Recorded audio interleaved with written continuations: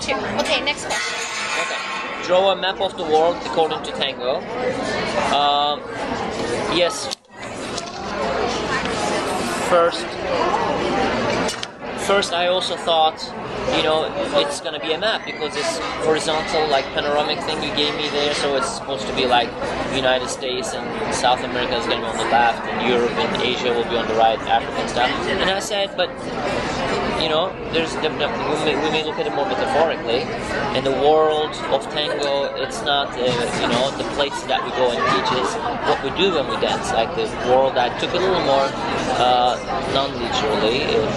So I decided to make kind of like a global form that it could be our world, and what makes that world happen, and what are the things that take effect around that world, and how that world maybe exists inside the space. So I did the drawing like that. And then I made 5.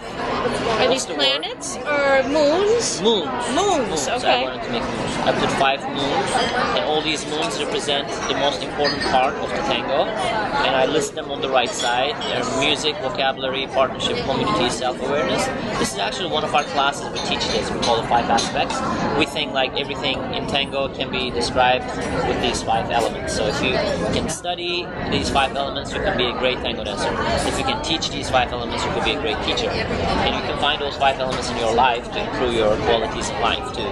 So I kind of made the world being surrounded by these, protected by these 5 aspects. And then there are some black holes around. I don't know if you saw the black holes. This like happens in space. That they're just sucking things, and then none of the things exist anymore. Kind of like everything loses the meaning. There are things like that in tango sometimes. And then there's a little sign. That's it. May I move on? Yes, please. What is new on your iPod? We have too many iDevices. We have all the iPods and iPads and iPhones and all that. So I interpreted the iPod as a device that you carry with you. You listen to music, right? Exactly. That's more my iPhone actually. Even though we have some iPods dedicated to our teaching and stuff. So on my iPhone, I have the new music of John Mayer, which is our alarm clock in the morning. We wake up to the music of John Mayer. Philip Catherine is a Belgian guitar player. I grew up with that when I was young. Jazz guitar player. And it was never possible to find his albums. In Turkey it was more easy because, he's a European guy, so you could find European albums easily. In the United States I couldn't for the last 10 years. Thanks to iTunes, just recently they put his CDs and albums to purchase, so I got some of those. GTD podcast, we know what podcasts are, and GTD is Getting Things Done.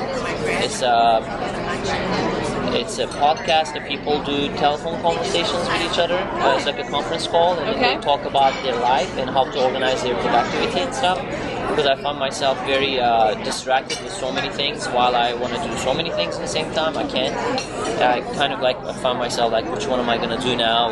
Am I going to finish my father's website? Am I going to do a new class title for our workshops? Or am I going to do something about my lecture? Am I going to do more painting? Am I going to work on this musicality thing? Are you going to finish answering this question? It's probably a good thing you only have 2 legs. That's true. It makes it easy. So I'm explaining what GTD is. Yes. It says so much about me, I think that's. I cannot ignore that, and that's why I'm explaining. Yes. So I listened to those guys talking about how to prioritize things in their lives, and how to organize their productivity and stuff. And the Mythbusters. I have the TV episode of Mythbusters I downloaded on the internet. We watch that sometime on the computer or on my iPhone. Food recipe. Did I speak too much? Did I just No, we're only it? teasing you.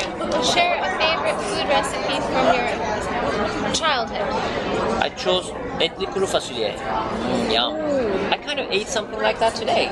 What was the name of the thing I ate? Chicken chili. Chicken chili. So chili is like the bean, right? Mm-hmm. And in Turkey they never say chili. Because, I don't know why it's called chili. Chili is also pepper here, right? Because chili it's spicy pepper. here. It's spicy. But if it's not spicy and if you make a bean soup, it's still called chili, right? It's supposed to be spicy. Okay. So we have this dish. It's called kuru fasulye, and it's a bean soup. And etli means there's ground beef in it. And you can put a bunch of red pepper flakes on it.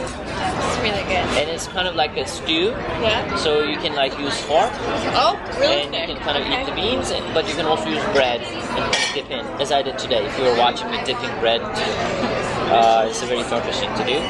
I chose that because I explained it reminds me of the dinner table when Dad was with us. My father used to come home from work, and then this was his favorite dish, and he would always ask my mother to put extra sauce in it, extra the juice, and then I would watch him eating. He would always eat with 2 times bread, 1 time fork, and that fork was like completely full. Like he would manage to put a lot of beans onto a single fork bite, you know?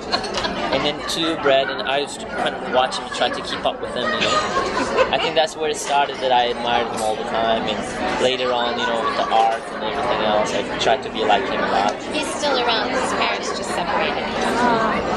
And then it has that, you know, part that then later, you know, when they divorced when I was 7, that never happened again, you know. So it kind of remained as that dish that we used to eat together. Sweet. I remember the scene so clearly, but I barely remember those years, you know, because I was very young. Memory is funny.